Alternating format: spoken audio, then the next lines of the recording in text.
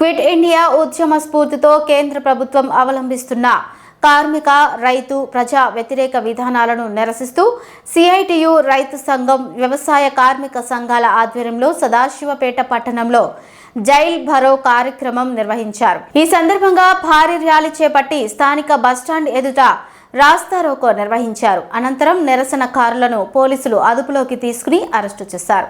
ఈ సందర్భంగా సిఐటియు జిల్లా ఉపాధ్యక్షుడు బి ప్రవీణ్ కుమార్ మాట్లాడుతూ కేంద్ర ప్రభుత్వం 29 కార్మిక చట్టాలను రద్దు చేసి 4 లేబర్ కోడ్లను తీసుకువచ్చిందని విమర్శించారు. ఈ కోడ్లు అమల్లోకి వస్తే 12 గంటల పని విధానం, ఉద్యోగ భద్రత కోల్పోవడం, సమ్మె హక్కులకు ఆంక్షలు, కార్మిక సంఘాల ఏర్పాటుపై కఠిన నిబంధనలు, ముందస్తు నోటీసులు లేకుండానే ఉద్యోగాల తొలగింపు వంటి పరిణామాలు చోటు చేసుకుంటాయని ఆరోపించారు. అదేవిధంగా వ్యవసాయ రంగానికి నష్టకరమైన విధానాలను కేంద్ర ప్రభుత్వం తీసుకువస్తోందని, అమెరికా ఆంక్షల కారణంగా భారత వ్యవసాయ ఉత్పత్తుల డిమాండ్ తగ్గే పరిస్థితి ఏర్పడుతోందని పేర్కొన్నారు. కొత్త విద్యుత్ విధానంతో స్మార్ట్ మీటర్లు అమలై విద్యుత్ ఛార్జీలు పెరిగే ప్రమాదం ఉందని, ప్రజలపై అదనపు భారం పడుతుందని అన్నారు.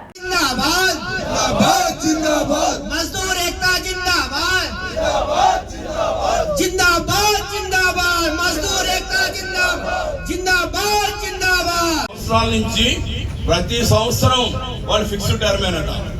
ప్రతి సంవత్సరం ఫిక్స్డ్ టర్మ్ ఎట్లా ఉంటది? 2004లోనే ఫిక్స్డ్ టర్మ్ రద్దు అయిపోయింది. ఆ తర్వాత కాంగ్రెస్ ప్రభుత్వం వచ్చిన తర్వాత ఫిక్స్డ్ టర్మ్ ముట్టుడే మనం ఎక్కడ వెళ్ళిన పరిస్థితి లేదు. 2018లో మళ్ళీ నరేంద్ర మోడీ 2014 వచ్చిన తర్వాత మళ్ళీ ఫిక్స్డ్ టర్మ్ అంటే వచ్చారు. ఫిక్స్డ్ టర్మ్ అంటే ఏంటి? తాత్కాలికమైనటువంటి ఉపాధి, అంటే శాశ్వతమైన ప్రభుత్వాన్ని మనం ప్రశ్నిస్తా ఉన్నాం.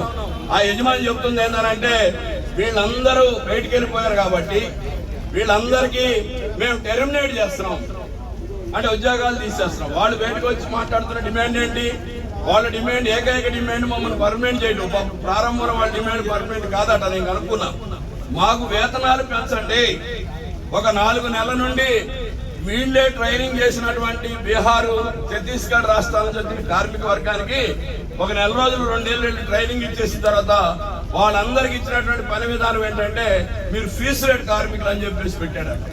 ఒక్కొక్క ఫీస్ రేట్ కార్మికుడు 30,000, 40,000, 50,000 వెళ్తుంటే 15 సంవత్సరాల నుంచి పనిచేసేవాడు కేవలం 25,000కి మించి వేతనాలు లేవు. కడుపు మండింది. కడుపు మండి పని మానేసేసి క్యాంటీన్లో కూర్చుంటే యజమాని వచ్చి మాట్లాడే భాష అంటే తెలుసా? మీరు అన్ని మూసుకుని కంపెనీలో మిషన్ దగ్గరికి వెళ్తే సంతోషం, మీరు మిషన్ దగ్గర పని చేయమంటే ఇక్కడి నుంచి దొబ్బేయండి అని చెప్పేసి గేట్లు కూడా ఓపెన్ చేసేసి బయటికి పంపించిన పరిస్థితి ఉంది. అందుకని సమ్మె కూడా అనలేం.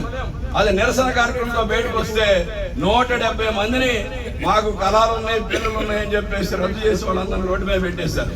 మరి ఏం భార్యాభర్తల సంబంధం ఉన్నారు యజమాన్యానికి, కార్మిక వర్గానికి? అట్లానే తండ్రి కొడుకుల సంబంధం ఉన్నారు కదా. 15 సంవత్సరాల నుంచి పనిచేసిన కార్మికుడిని నువ్వు అవసరం లేదు అంటే వాళ్ళ ఉద్దేశం ఏంటంటే వీళ్ళు ఎట్టాగొట్ట బయటికి పంపిస్తేస్తే రేపు రాబోయే రోజుల్లో ఇతర రాష్ట్రాల కార్మిక వర్గాన్ని తీసుకురావచ్చు. ఈ తెలుగు రాష్ట్రాల్లో ఉన్న కార్మికులు సంఘటన పడితే, యూనియన్లు పెడితే రేపు యజమాన్యాల మీద పోరాటాలు చేస్తారు. అందుకని నోరు వాయా లేనటువంటి వలస కార్మికులు కావాలని చెప్పేసి ఇవాళ యజమాన్యాలు చూస్తా ఉన్నారు. దానికి నరేంద్ర మోడీ గారు వంటపడుతున్నాడు. అంటే మీరు పెట్టుబడిదారు వర్గం ఉత్పత్తులు చేయించుకునే పరిస్థితి వస్తే ఇక పర్మనెంట్ అనేది అవసరం లేదు. అందుకని గతంలో 2002లో తీసుకొచ్చినటువంటి వాజ్పేయి ప్రభుత్వం ఉన్నటువంటి ఫిక్స్డ్ టర్మ్ 2018లో నరేంద్ర మోడీ తీసుకొచ్చి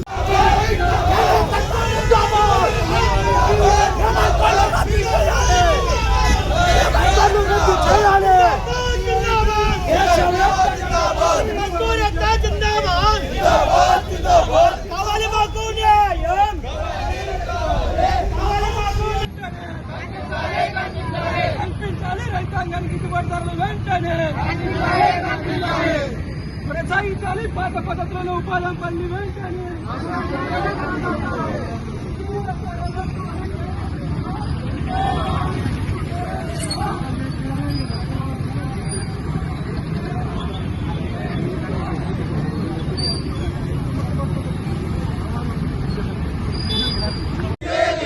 పెరిగే ధరలకు అద్దే లేదా, రక్షించాలి రైతాంగం పట్ల, కార్మికుల పట్ల మోడీ నిరంకుశ వైఖరి. ఇవ్వాలి కనీస వేతనం 40,000 రూపాయలు.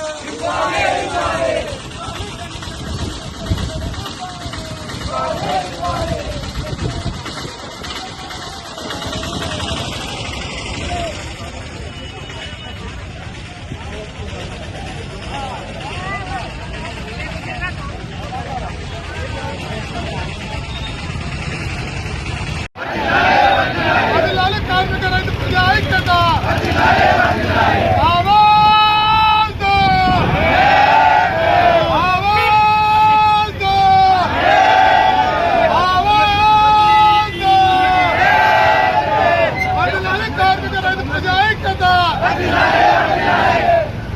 వర్ధిల్లాలి కార్మికుల కర్షకుల ఐక్యత.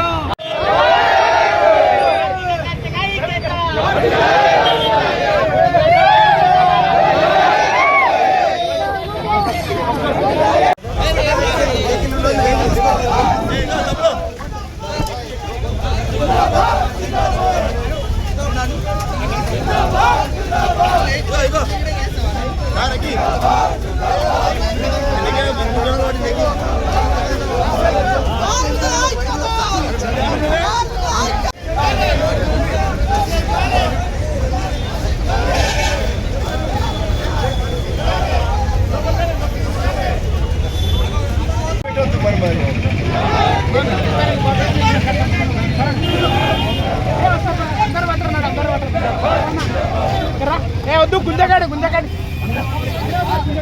అందరు పోలీసు